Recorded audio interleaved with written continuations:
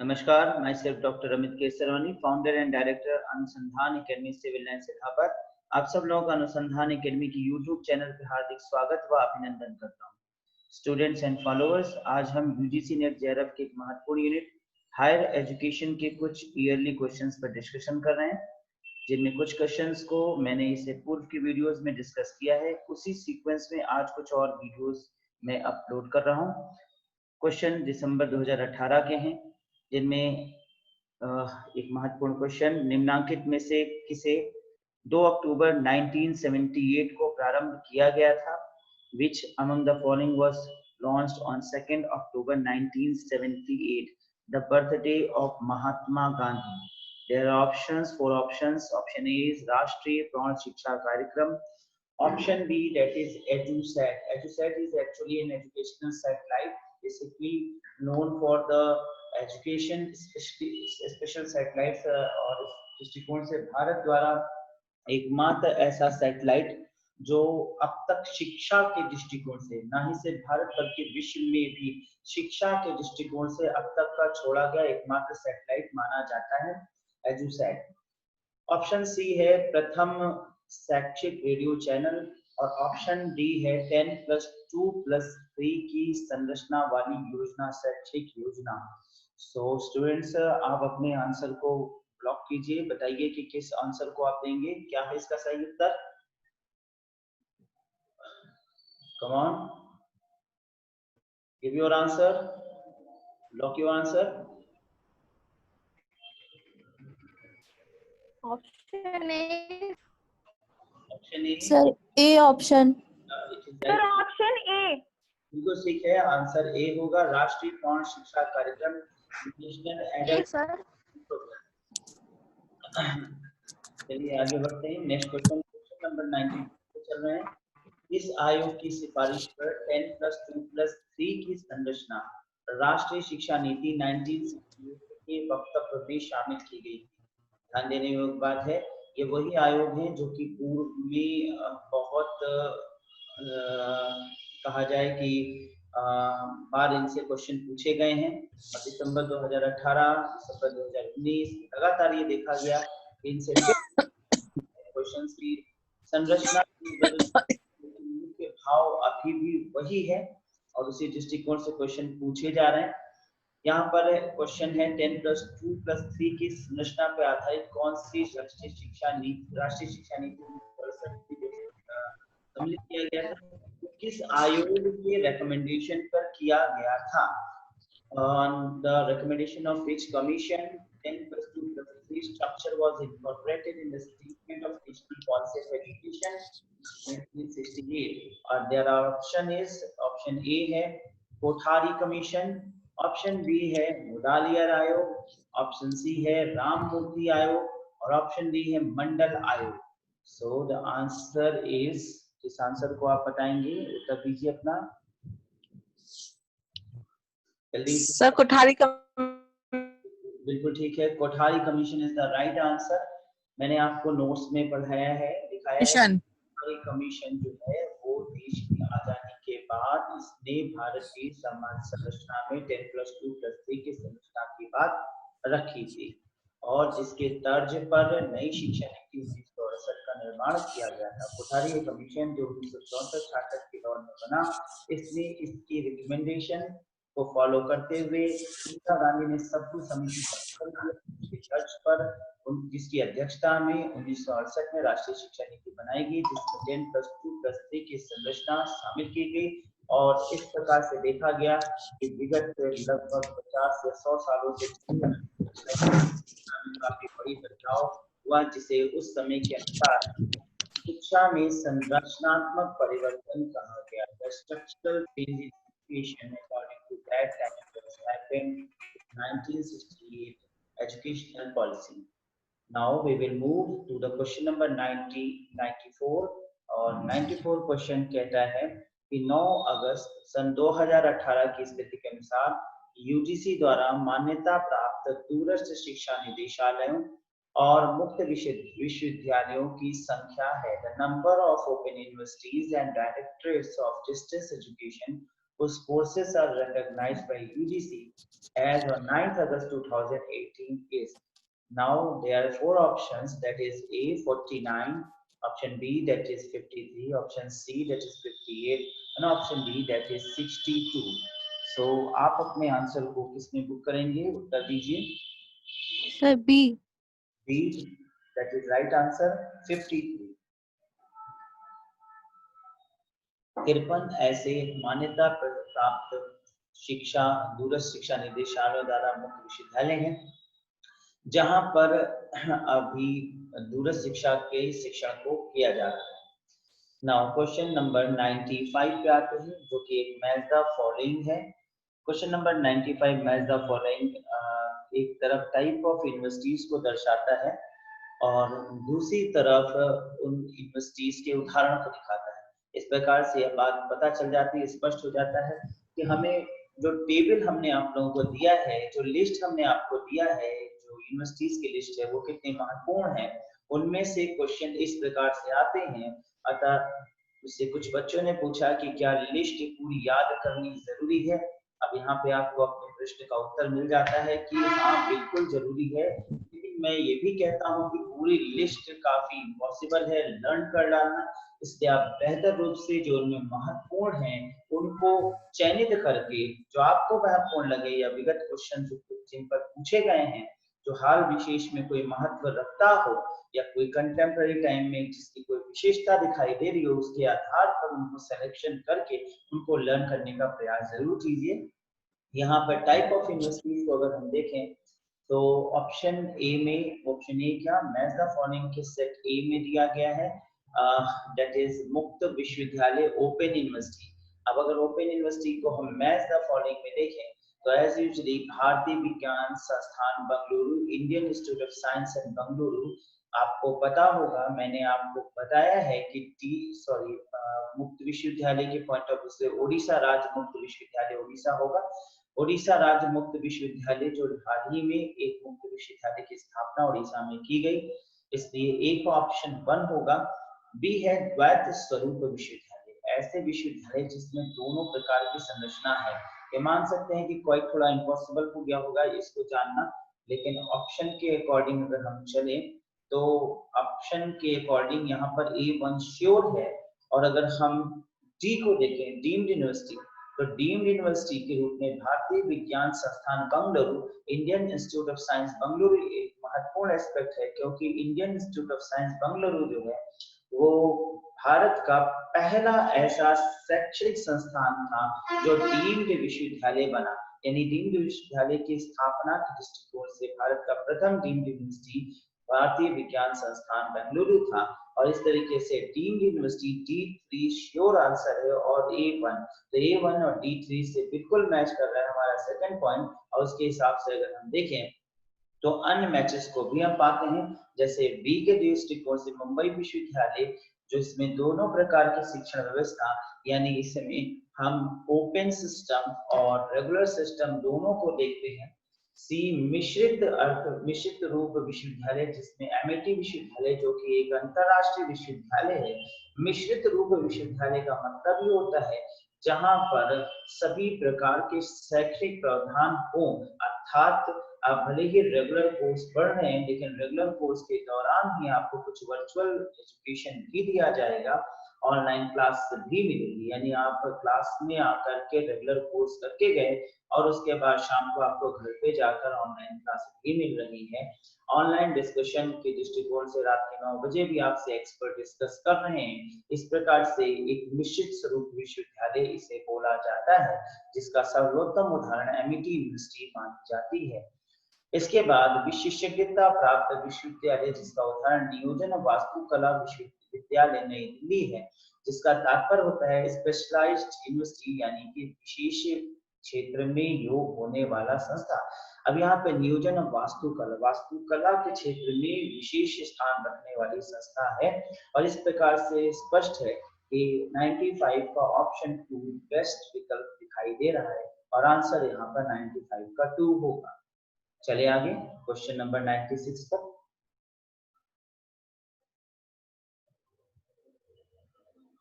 Question number 96, MHRD द्वारा निम्नलिखित सूची में कौन सी प्राइवेट संस्था को इंस्टीट्यूट ऑफ एमिनेंस स्टेटस की स्वीकृति दी गई है?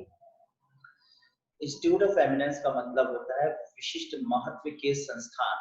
तो विशिष्ट महत्व के संस्थान, तो आपको बता दें मानव संसाधन विकास मंत्रालय प्रत्येक वर्ष विशिष्ट महत्व के संस्थानों की सूची जारी करता है और उनके आधारों पर यहाँ पे क्वेश्चन बनाया गया है कि उस सूची में इस वर्ष यानी वर्तमान में कौन से ऐसे संस्थान हैं जो स्थान रखते हैं।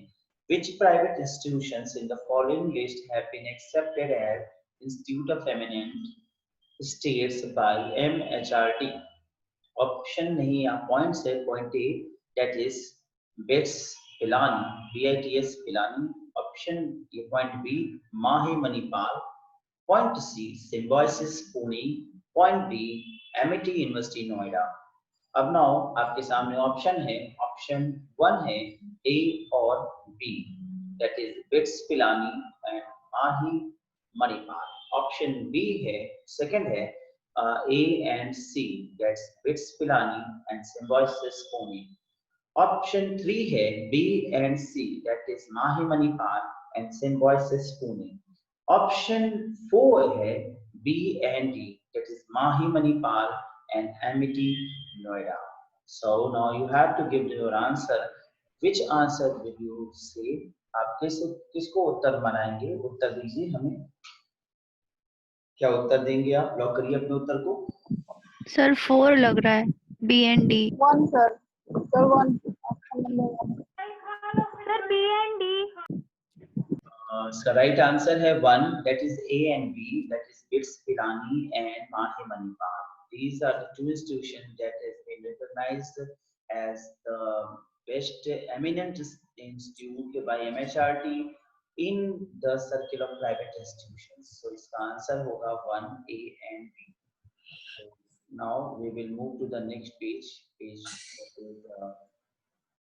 Question number 97. I think you are visualizing this. आप सब लोग इन क्वेश्चंस को अपने स्क्रीन पर देख रहे होंगे। क्वेश्चन नंबर 97 आप देख रहे हैं? ठीक है। Yes क्वेश्चन नंबर 97 पे आते हैं। क्वेश्चन नंबर 97 क्या निकाले? आप अनम्यूट कर दीजिए। चद्दर बिछा के खेलो, चद्दर बिछा लो, खेलो, ले लो, बिछाओ ना। मैंने अनम्यूट कर दिया है। अब आप लोग क्वेश्चन पे ध्यान दीजिएगा। Question number 97 and here the question is उच्चतर शिक्षा परिषद की स्थापना करने वाले पहले राज्यों में से एक है। One of the first states to establish a higher education council was, there is option A Sikkim, option B Goa, option C Andhra Pradesh and option D Jammu and Kashmir. ध्यान रखिएगा जम्मू एंड कश्मीर यहाँ पर एक राज्य के रूप में दर्शाया गया है, जो कि दिसंबर 2018 के क्वेश्चन की अकॉर्डिंग जब जम्मू और कश्मीर राज्य का निर्माण पुनर्निर्माण एक संघ शासित प्रदेश के रूप में नहीं हुआ था तब रखा गया है। सो यहाँ पर आपको इन 4 ऑप्शन के अकॉर्डिंग उत्तर देना होगा। आपका उत्तर क्या है? अपने उत्तर को बताइए। Sir Andhra Pradesh C. Andhra Pradesh C या और कुछ? Sir C। Sir B. हाँ इसका सही आंसर बी। तो इसका आंसर बी है Goa. You should have to mark it Goa. If you have got some wrong answer, तो उसको करेक्ट करते चलिए। यहाँ पर आंसर जो मैं आपको बता रहा हूँ वो एक्यूरेट है। सो यहाँ पर आंसर 97 का बी है, दैट इज गोवा राज्य जो है वो उच्चतर शिक्षा परिषद की स्थापना करने वाले पहले राज्यों में से एक है। Now come to the question number 9। Question number 98 पे आते हैं और क्वेश्चन नंबर 98 कहता है कि राज्य उच्चतर शिक्षा परिषद की स्थापना किसके अनुदेश के अंतर्गत होती है? तो राज्य उच्चतर शिक्षा परिषद, आपको याद होगा कि राज्य यानी स्टेट हायर एजुकेशन काउंसिल के निर्माण की बात रखी गई थी राष्ट्रीय उच्चतर शिक्षा अभियान के माध्यम से। आपको याद हो राष्ट्रीय उच्चतर शिक्षा अभियान के विषय में, तो राष्ट्रीय उच्चतर शिक्षा अभियान के विषय में मैंने आपको इन डेप्थ पढ़ाया था एक ऐसा अभियान है जिसमें वह शैक्षणिक संस्थानें जो केंद्र के अलावा राज्यों में स्थित हैं और यूजीसी के या केंद्र के बहुत से फंडों से महरूम रह जाते हैं, जिनका विकास ठीक से नहीं हो पाता है, ऐसी शैक्षणिक संस्थानों को राष्ट्रीय उच्चतर शिक्षा अभियान के अंतर्गत लाते हुए फंड को व्यवस्थित करने की योजना रखी गई, यानी कि उनके लिए विशेष प्रकार के धन आवंटन का योजना बनाई गई है। तो विशेष प्रकार के धन आवंटन की योजना रखने के दृष्टिकोण से राष्ट्रीय उच्चतर शिक्षा अभियान की स्थापना की गई थी। और इस पॉइंट ऑफ व्यू से जो रूसा है वो यहाँ का बेस्ट उत्तर है। आपने यहाँ पे नीति आयोग के विषय में देखा, मैंने नीति आयोग के विषय में बताया था आपको पूरा इंडेप्थ एक वीडियो भी नीति आयोग पर है, और मैंने एक लंबा वीडियो बनाया है नीति आयोग और 3 वर्षीय नीति आयोग के कार्य प्लानिंग पर, ये जरूर देखिएगा, इसमें बहुत सी महत्वपूर्ण बातें आपको पता चलेंगी। केप पर भी मैंने एक शॉर्ट वीडियो बना रखा है, ये एक central advisory board of education है, भारत में एक एपेक्स बॉडी मानी जाती है जो कि एडवाइजर्स देने के लिए सेंट्रल गवर्नमेंट द्वारा शिक्षा के क्षेत्र में विभिन्न प्रकार के जो महत्वपूर्ण सिफारिशें हैं उनको देने के लिए निर्माण किया गया है। इसके बाद आप यहाँ एक देख रहे हैं पूसा। तो Pusa as you all know that, इसके विषय में मैंने आपको इस कुछ मैटर नोट कराया था।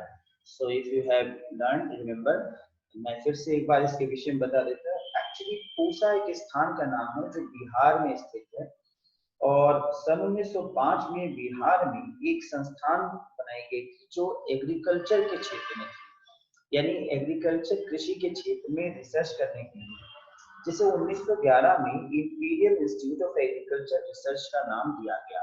और इस प्रकार से पूसा जो है 1911 में imperial institute of agriculture research के नाम से भी जाने जाने लगा। पहले इसे पूसा इंस्टीट्यूट कहते थे, फिर यही जो है IIAR के नाम से 2011 में जाना जाने लगा। 2019 में वहां पर एक अर्थक्वेक आया, और ये काफी बड़ा अर्थक्वेक था, जिसकी वजह से इसका नाम जो है, इसका स्थान बदलने की योजना बनाई गई। पूसा में आए इस अर्थक्वेक की वजह से इस इंस्टीट्यूट को वहां से उठा करके दिल्ली में 1936 में स्थापित कर दिया गया। 1936 में इसे दिल्ली में imperial institute of agriculture research के नाम पर स्थापित किया गया। अब चूंकि यह पूर्व में पूसा में स्थित था, इसलिए इसका नाम पूसा इंस्टीट्यूट तो बना ही है। अब इसको पूसा इंस्टीट्यूट के साथ साथ इसे imperial institute of agriculture research भी कहा जाता है। ध्यातव्य है कि 1936 में इसकी स्थापना हुई, और तब से इसने भारत में कृषि के क्षेत्र में विकास के लिए बड़ा योग दिया। वर्तमान में ये Indian council of agriculture research ICAR द्वारा गवर्न है, फाइनेंस्ड है, और प्रशासन इसका ICAR ही देखता है, एडमिनिस्ट्रेटिव उसी के द्वारा हो रहा है। इसकी सबसे बड़ी योगदान था 1970 के दशक में हरित क्रांति के क्षेत्र में इसके द्वारा किए गए महत्वपूर्ण शोध। इसने अपने शोध के माध्यम से हरित क्रांति को भारत में लाने का श्रेय या भारत में लाने का योग दिया। इस प्रकार से पूसा को विशेष रूप से जाना जाता है। तो यहाँ पर पूसा जो है एक महत्वपूर्ण इंस्टीट्यूट है। मोस्ट प्रोबेबली पूसा पर भी मैं आप लोगों को जल्दी एक शॉर्ट वीडियो प्रोवाइड कर दूंगा। मैंने नीति आयोग पर, पूसा पर, केवी पर सभी पे एक शॉर्ट वीडियो बना दिया है। सो वेरी गुड, हम आगे बढ़ते हैं, और हमारा अगला क्वेश्चन दैट इज वो है question number 99। Question number 99। So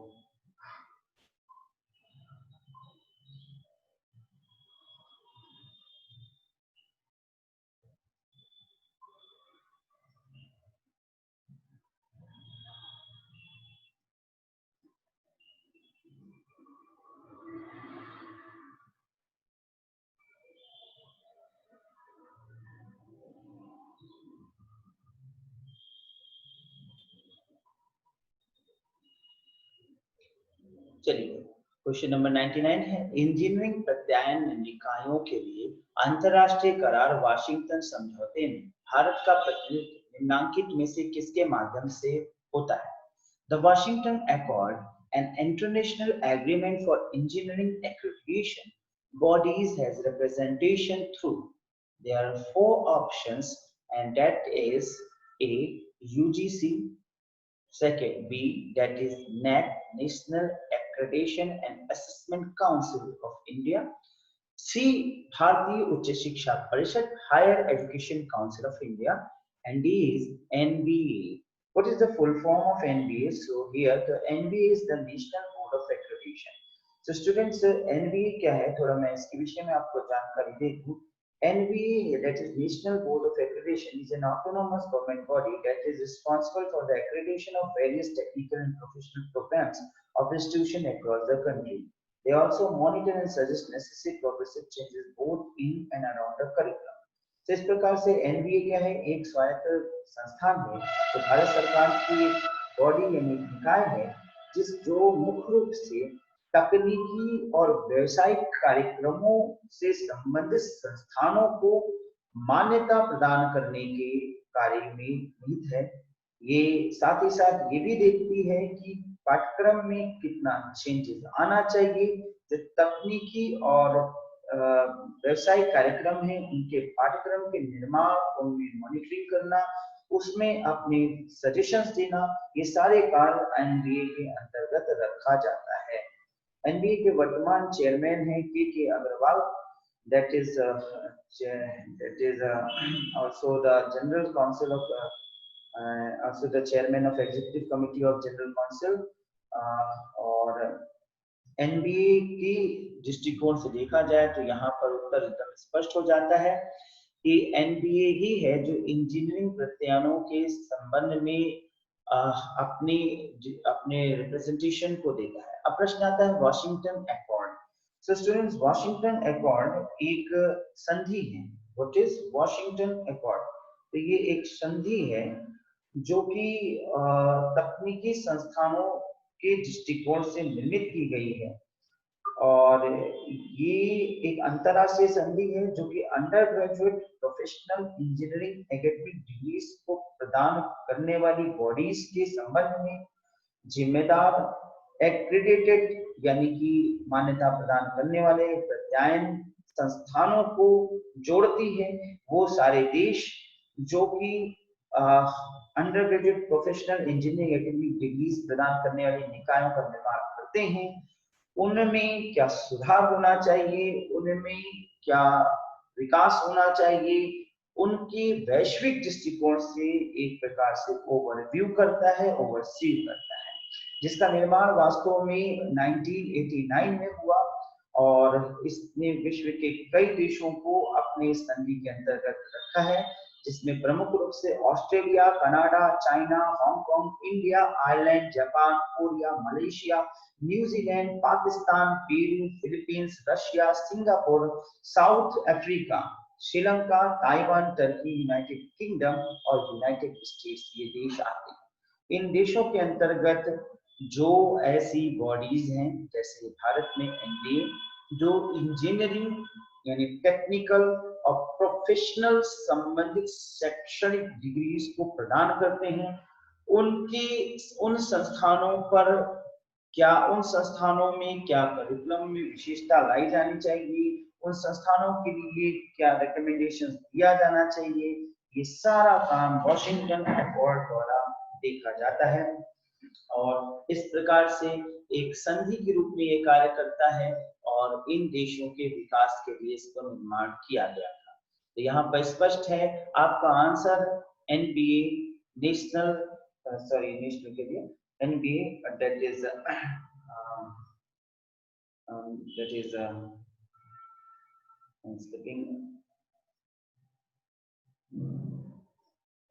national board of accreditation बोला जाएगा। चलें आगे क्वेश्चन बढ़ते हैं, क्वेश्चन नंबर 100 पे आते हैं। डॉक्टर एएल मुदालियर की अध्यक्षता में माध्यमिक शिक्षा आयोग की स्थापना किस वर्ष हुई थी? In which year Secondary Education Commission was appointed under the leadership of Dr. A.L. Mudalia? So you all know that the answer is very well known. 1952. Very good. 1952 इसका राइट आंसर है। और मैंने आपको इसे जब इस मैटर को मैंने लिखवाया तो मुझसे कुछ बच्चों ने यही प्रश्न किया था क्लास में कि सर माध्यमिक शिक्षा आयोग क्यों पढ़ा रहे हैं, आप तो हायर की बात करते हैं, नेट में तो हायर के पूछा शामिल। तो यहाँ पर स्टूडेंट ध्यान देने योग्य बात है कि हायर का विकास बिना माध्यमिक के विकास से किए बगैर नहीं हो सकता। तो जब माध्यमिक शिक्षा आयोग का निर्माण किया गया तो माध्यमिक शिक्षा आयोग ने हायर के विकास के दृष्टिकोण से यानी उच्च शिक्षा के विकास के दृष्टिकोण से माध्यमिक शिक्षा में रिकमेंडेशंस दी। इसलिए हम बिना इसको अपनाए, बिना इनके अध्ययन को समझे नए शिक्षा या उच्च शिक्षा आयोग किस विकास या उच्च शिक्षा में विकास नहीं कर सकते। अतः इनके द्वारा सुझाए गए रिकमेंडेशंस हमेशा अमर रहेंगे और उनको हमें जरूर ध्यान देना होगा। और इसीलिए देखिए कि ये क्वेश्चंस चाहे आपके माध्यमिक शिक्षा आयोग हो चाहे प्राइमरी शिक्षा आयोग, इन सारे शिक्षा आयोगों को जरूर पूछा जाता है और इसलिए मैथ द फॉलोइंग वगैरह में आते हैं, इनको महत्व देना जरूरी है। So here answer is very clear and now we will move to the question number 101 101 पर चलें।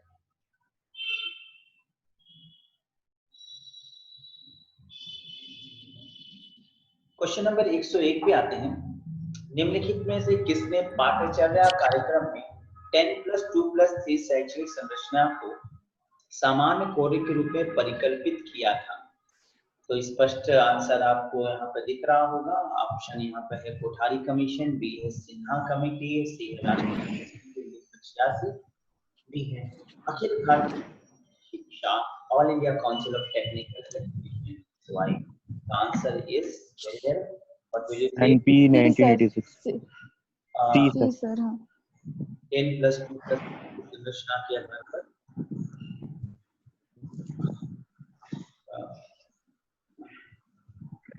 ऑप्शन नंबर सी राष्ट्रीय शिक्षा नीति 1986। राष्ट्रीय शिक्षा नीति 1986 इसका सही आंसर है। uh,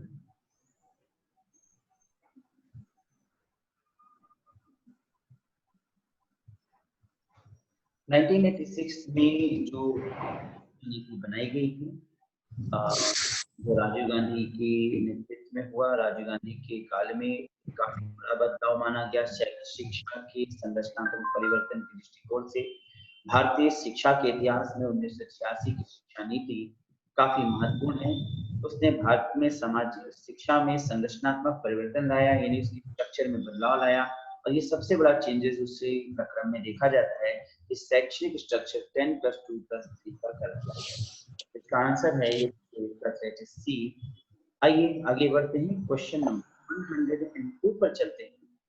question number 102, question number 102 कहता है कि पब्लिक स्कूलों में माध्यमिक शिक्षा के विकास के लिए भारत सरकार द्वारा चलाई गई योजना है। Which scheme of Government of India was launched for the development of secondary education in public schools?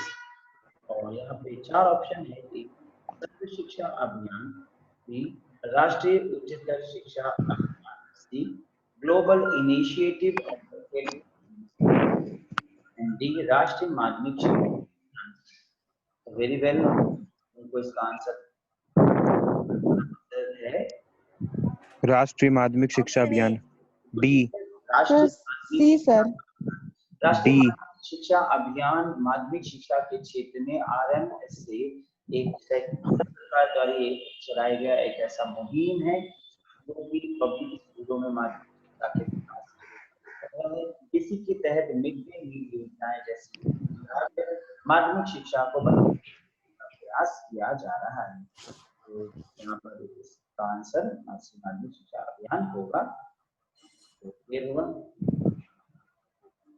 We will move to the next question और हमारा नेक्स्ट क्वेश्चन है क्वेश्चन नंबर 113, बहुत इंपॉर्टेंट और अक्सर पूछा जाने वाला। निम्नांकित में से किस तारीख को प्रतिवर्ष राष्ट्रीय शिक्षा दिवस मनाया जाता है? The National Education Day is celebrated every year on option A, that is 5th November, option B, that is 11th November, option C, that is 14th November, option D, 11th नवंबर। बिल्कुल ठीक 11 है। नवंबर। बिल्कुल ठीक, 11 नवंबर इसका सही आंसर है। 11 नवंबर को किसकी याद में इसको मनाया जाता है?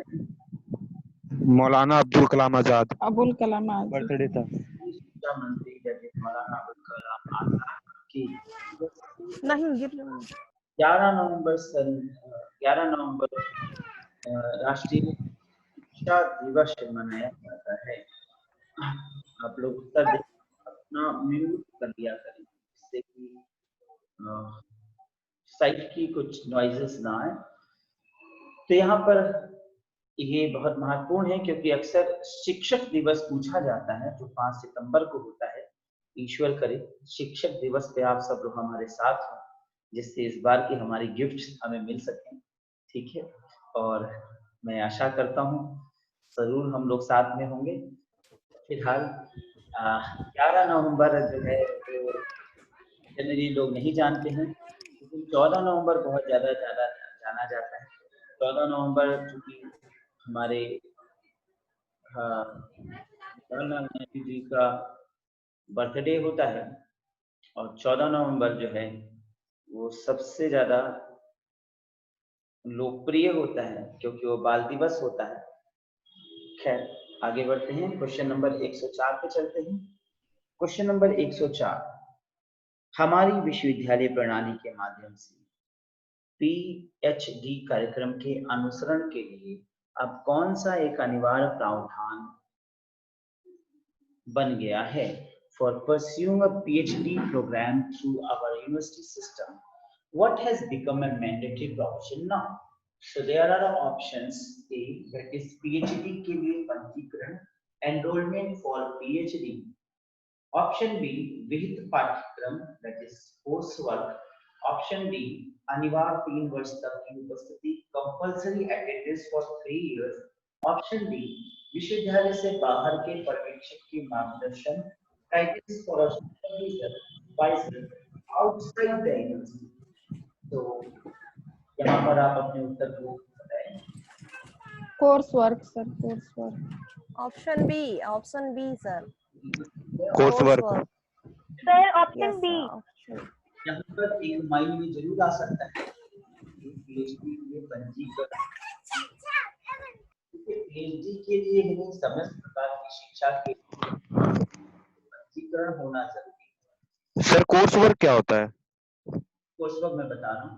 देखिए सभी प्रकार की शिक्षा, औपचारिक शिक्षा के लिए पंजीकरण होना जरूरी है, परंतु क्वेश्चन अनुसार है हमारी विश्वविद्यालय प्रणाली के माध्यम से पीएचडी कार्यक्रम के अनुसरण के लिए अब यानी कि अभी वर्तमान में क्या नया किया है, अब कौन सा एक अनिवार्य प्रावधान बन गया?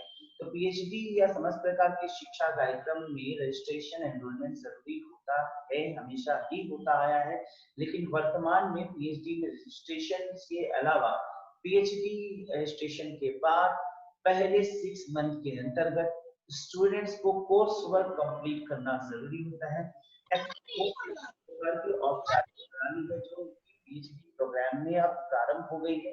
पहले पीएचडी प्रोग्राम के अंतर्गत कोई औपचारिक शिक्षण नहीं हुआ करता था, यानी कि जनरली कोई रेगुलर कार्य नहीं था जिसमें कि स्टूडेंट्स की क्लासिंग हो, परंतु अब स्टूडेंट्स की क्लासेस इसके अंतर्गत बना दी गई है, यानी स्टूडेंट्स एडमिशन लेते ही पंजीकरण के अगले 6 महीने के अंदर एक रेगुलर क्लास वर्क करेंगे और जो कि विश्वविद्यालय के तत्वाधान में प्रोवाइड होगा। इस प्रकार से अगर कोई ऐसा व्यक्ति भी पीएचडी करना चाहता है जो कि रेगुलर कोर्स के रूप में से नहीं करना चाहता, तो उसे भी अब 6 महीना कम से कम अनिवार्य रूप से विश्वविद्यालय में आकर क्लासेस लेनी होंगी, जिसमें ये बताया जाएगा, जिसका एक अच्छा खासा लंबा करिकुलम बनाया गया है जिसमें कई प्रकार की विषय सम्मिलित हैं।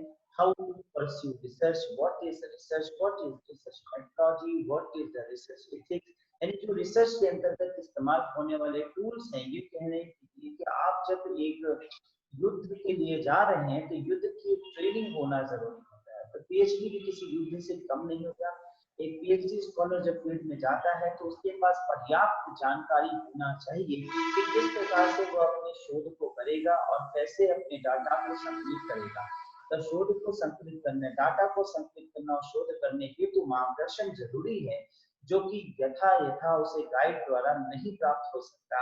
अच्छा, नॉलेज की कमी के दृष्टिकोण से यह पाया गया कि पीएचडी में उसे हमेशा परेशानी आती थी, इसलिए सन 2009 से नया ऑर्डिनेंस बनाकर कोर्स वर्क को अब पीएचडी में अनिवार्य कर दिया गया है। अतः अगर आप कोर्स वर्क को कंप्लीट करे बगैर थीसिस वर्क भी कंप्लीट कर डालते हैं तो भी आपको रिसर्च डिग्री नहीं अप्लाई होगी, अलाउ होगी, जब तक आपने कोर्स वर्क कंप्लीट नहीं कर दिया। अतः कोर्स वर्क एक अनिवार्य तत्व बना दिया गया है, इसीलिए कहा गया इसे अनिवार्य प्रावधान बनाया गया है। ठीक है, समझ में आ गया? Yes, sir. चलिए आगे बढ़ते हैं। क्वेश्चन नंबर 105 पे चलते हैं। क्वेश्चन नंबर 105 मैं थोड़ा सा स्क्रीन छोटा करना चाहूंगा क्योंकि इसमें जो क्वेश्चन है वो दो भाग में बढ़ गया है।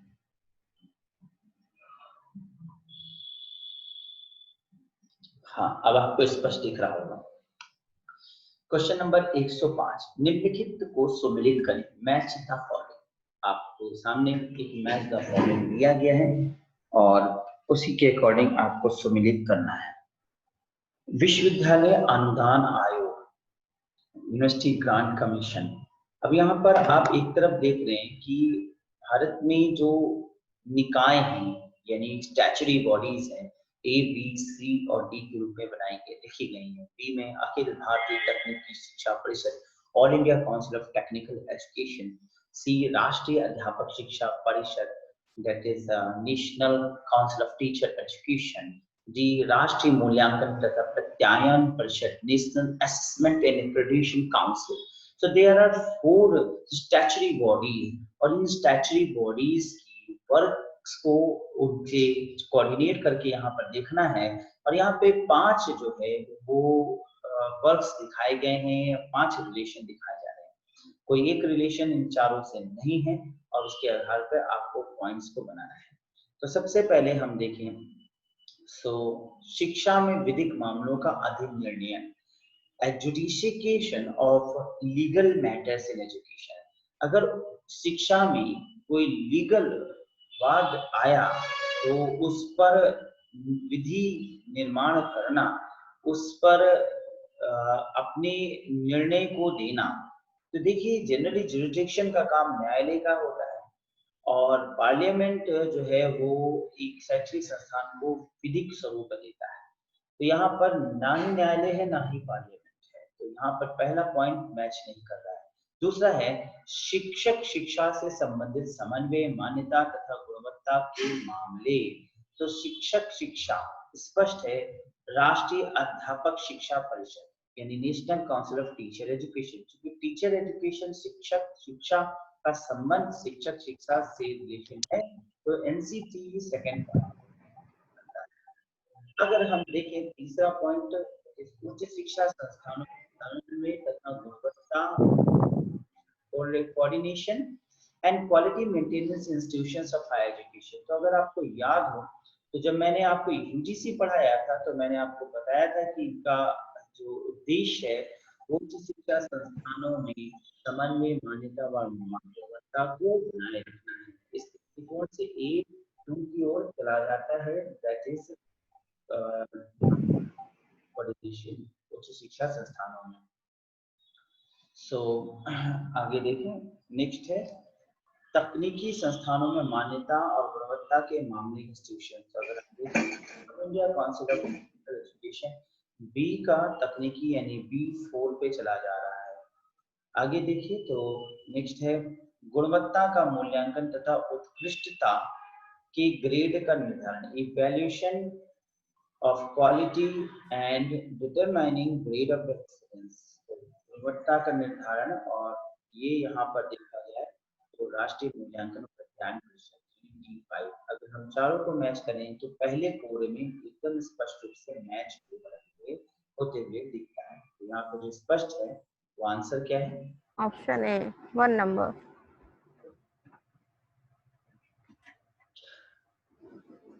आगे बढ़ते हैं, अगले क्वेश्चन पे चलते हैं। क्वेश्चन 106।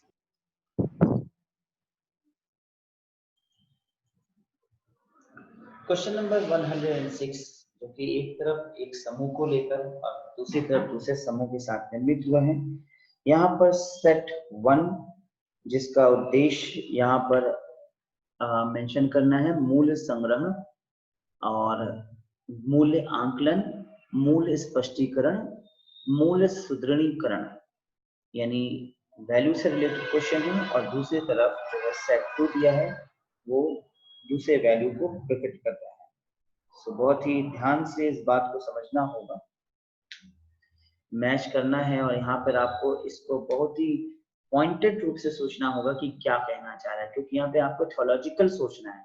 मूल्य संग्रह में वैल्यू कलेक्शन। अब यहाँ पर अगर हम मैच करने की ओर देखें तो अनुकरण हेतु अवसर प्रदान करना, प्रोवाइड अपॉर्चुनिटीज फॉर इमिटेशन। अब अपॉर्चुनिटीज ऐसे अवसर मिले जिससे हम अनुकरण कर सकें। तो अनुकरण को संकलित करना, अब यहाँ पे देखें तो अनुकरण को संकलित करने का अवसर मिलना, तो ये संग्रहण से कहीं ना कहीं रिलेटेड है। थोड़ी देर के लिए A1 को छोड़ते हुए B पे चले। सेकंड पॉइंट पे मूल्यों के एकत्रीकरण के माध्यम से चरित्रीकरण करना। मूल्यों के एकत्रीकरण के माध्यम से चरित्रीकरण करना। चरित्रीकरण करना मतलब अपने चरित्र में धारण कर लिया, अपने अंदर बैठा लेना। तो मूल्य को एकत्रीकरण व्यक्ति प्रारंभ में करता है और उनको धीरे धीरे अपने जीवन में धारता चलता है और अपने चरित्र का महत्वपूर्ण एस्पेक्ट बना लेता है। इस प्रकार से मूल्य को सुदृढ़ कर लेता है। तो यहाँ पर D2 पे दिखा रहा है, D2 और A1 की ओर जा रहा है। अब अगर हम मूल्य आकलन को देखें, एसेस करना, मूल्यों को एसेस करना, तो आंतरिक मूल्यांकन हेतु संकेत प्रदान करना, प्रोवाइडिंग हिंट्स फॉर इनर एवल्यूएशन, यानी अपने आप में उसको सोचना, विचारना और विचार करके आकलन करना, अपने आंतरिक मूल्यांकन अंदर ही अंदर सोचना और उस पर आकलन करना। तो इस प्रकार से B3 को मेंशन करते हुए दिख रहा है। और C पर चले, मूल्य स्पष्टीकरण, तो अन्य मूल्यों के प्रति अभिमुखीकरण करना, एक्सपोजर टू अदर वैल्यूज, यानी दूसरे मूल्यों के लिए मूल्यों को लाना। अगर 5th को देखा तो परिचर्चा तथा बहस, तो मूल्यों पर बहस या मूल्यों पर परिचर्चा के संबंध में कोई ऑप्शन नहीं, कोई सेट में नहीं दिया है।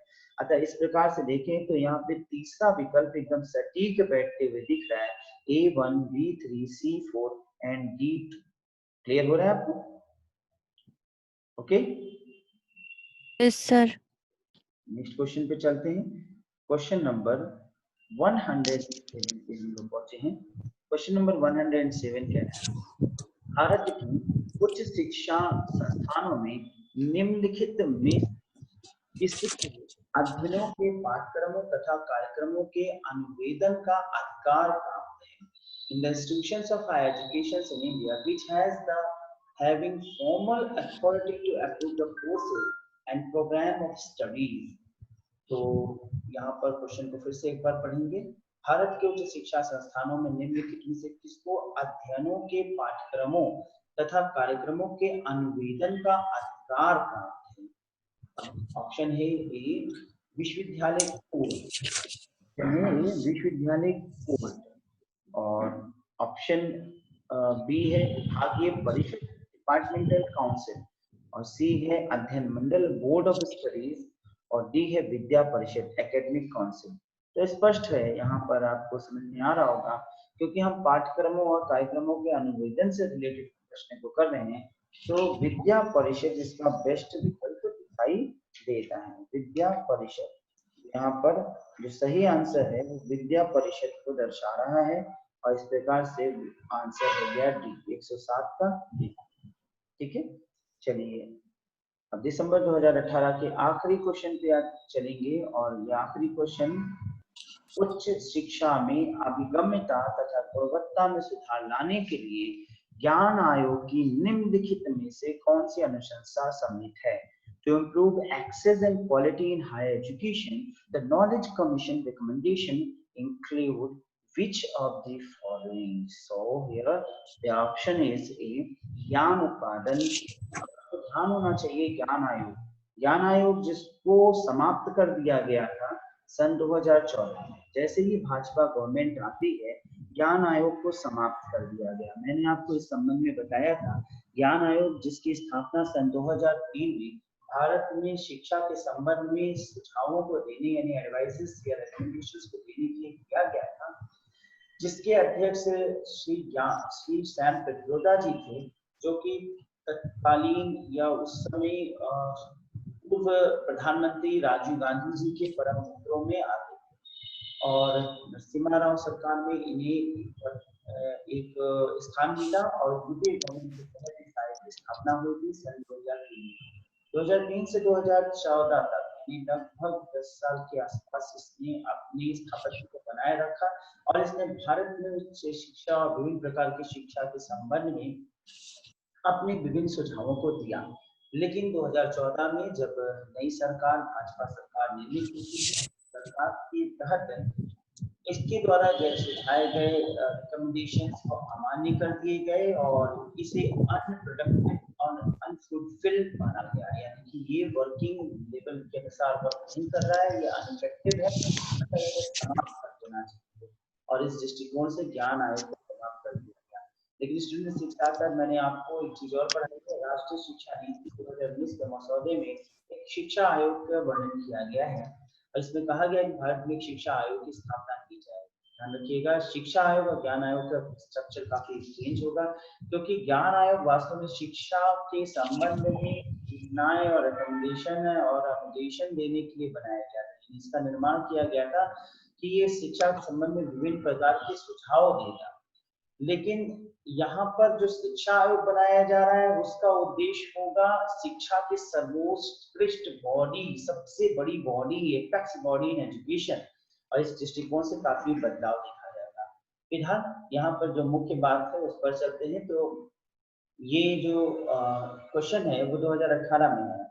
अब यहाँ पे देखने वाली बात है 2018 में, तो 2014 में ज्ञान आयोग खत्म कर दिया गया था, लेकिन फिर भी ज्ञान आयोग पर क्वेश्चन किया गया। इसका मतलब कि जो आयोग अब डेड हो चुके हैं उन पर भी क्वेश्चन आ सकते हैं, और इसलिए आपको ज्ञान आयोग पर मैंने नोट्स दिया और ज्ञान आयोग पर मैंने एक वीडियो बनाया है। सो जिन्होंने ना देखा हो वो वीडियो देख सकते हैं, अपलोड कर सकते हैं हमारे चैनल पे जाकर के। क्वेश्चन पढ़ते हैं। उच्च शिक्षा में अभिगम्यता तथा गुणवत्ता में सुधार लाने के लिए, अब अभिगम्यता यानी एक्सेस, उसकी मात्रा बढ़ाने के लिए, और गुणवत्ता यानी क्वालिटी में सुधार लाने के लिए ज्ञान आयोग के निम्नलिखित में से कौन से रिकमेंडेशन सम्मिलित हैं अनुशासन to improve access and quality in higher education? The Gyan Commission, the Knowledge Commission recommendations include which of the following? There are 4 options. Option A, ज्ञान उत्पादन हेतु ICT का उपयोग। तो स्टूडेंट ध्यान रहे, क्योंकि ये ऑप्शन परफेक्ट कहेंगे। कारण क्या है? क्योंकि सैम पित्रोदा जी स्वयं एक इंजीनियर थे ICT के सेक्टर से, और राजीव गांधी जी ICT को भारत में लाने का श्रेय जाता है। तो इस सारे पॉइंट ऑफ व्यू से देखा जाए तो ज्ञान आयोग जो है वो ICT के विकास में योग देता भी है, इसलिए ए तो इसका आंसर होगा ही। अब उस आधार पर देखें तो चारों में ये विकल्प है। बी को देखें तो देश में निष्पादन अक्षम विश्वविद्यालयों को बंद करना, closure of non forming universities in the country, यानी जो ऐसे विश्वविद्यालय हैं जो प्रोडक्टिव नहीं है, यानी बस वो कार्य कर रहे हैं और जिनसे कुछ भी रिजल्ट अच्छा नहीं निकल रहा है। फॉर एग्जाम्पल बिहार और बंगाल या झारखंड की बहुत से ऐसी यूनिवर्सिटीज हैं जो आज मात्र डिग्री प्रोवाइड करने के संस्थान बन गए हैं। कई MP के ऐसे संस्थान हैं जहां डिग्री प्रोवाइड किया जा रहा है। साउथ इंडिया की संस्थान है जिनसे ये देखा गया है कि जिनसे कोई विशेष गौरव के लोग नहीं उत्पत्ति हो रहे, और ना ही ऐसे शैक्षणिक संस्थान है भारत ही या विश्व तो बड़ी दूर की बात है, भारत में ही कोई स्थान रखती। तो ऐसे शैक्षणिक संस्थान है जो कि वर्क अच्छा नहीं कर रहे हैं, जिनसे अच्छा आउटपुट नहीं आ रहा है, उन्हें बंद कर दिया जाए।